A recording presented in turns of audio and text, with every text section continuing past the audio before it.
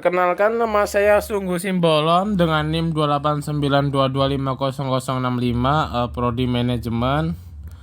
Di sini saya ingin menyelesaikan tugas ujian akhir semester PPKN, yang dimana ditugaskan untuk semisal kita menjadi pemimpin dan membentuk kebijakan soal korupsi dan kebocoran APBN.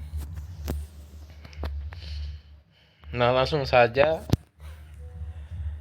Pengertian korupsi telah sejak lama terjadi di Indonesia. Praktik-praktik seperti penyalahgunaan wewenang, penyuapan, pemberian uang pelicin, pungutan liar, pemberian imbalan atas dasar kolusi dan nepotisme, serta penggunaan uang negara untuk kepentingan pribadi. Nah, ironisnya walaupun usaha-usaha pemberantasan sudah dilakukan lebih dari 4 dekade, praktik-praktik korupsi tersebut tetap berlangsung, bahkan ada kecenderungan modus lebih canggih dan terorganisir sehingga makin mempersulit penanggulannya.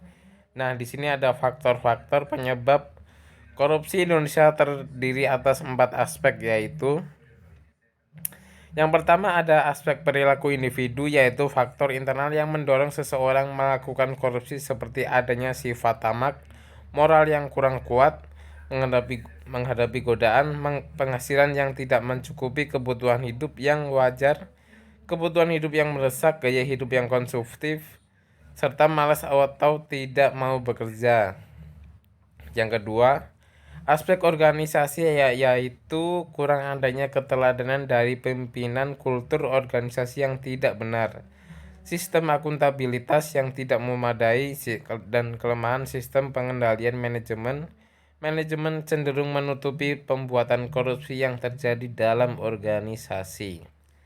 Yang ketiga ada aspek masyarakat, yaitu berkaitan dengan lingkungan masyarakat di mana individu dan organisasi tersebut berada, seperti nilai-nilai yang berlaku yang kondusif untuk terjadinya korupsi. Kurangnya kesadaran bahwa yang paling dirugikan dari terjadinya praktik korupsi adalah masyarakat dan mereka sendiri.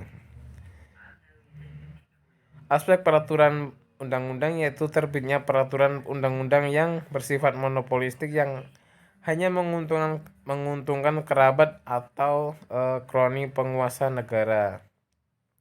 Kualitas peraturan perundang-undangan yang kurang memadai dan penerapan sanksi yang tidak konsisten dan serta lemahnya di bidang evaluasi dan revisi peraturan perundang-undangan. Nah, di sini kebijakan yang saya pilih adalah kebijakan strategi preventif.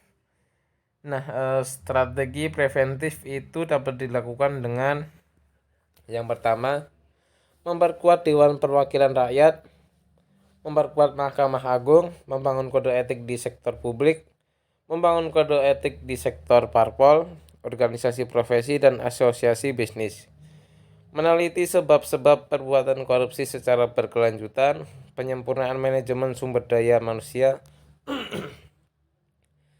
Yang ketujuh, pengharusan pembuatan perencanaan strategik dan laporan akuntabilitas kinerja bagi instansi pemerintah, peningkatan kualitas penerapan sistem pengendalian manajemen, penyempurnaan manajemen barang kekayaan milik negara, dan peningkatan kualitas pelayanan kepada masyarakat. Dan yang terakhir ada kampanye untuk menciptakan nilai atau value anti korupsi secara nasional. Nah, kurang lebihnya mohon maaf dari saya. Sekian dan terima kasih.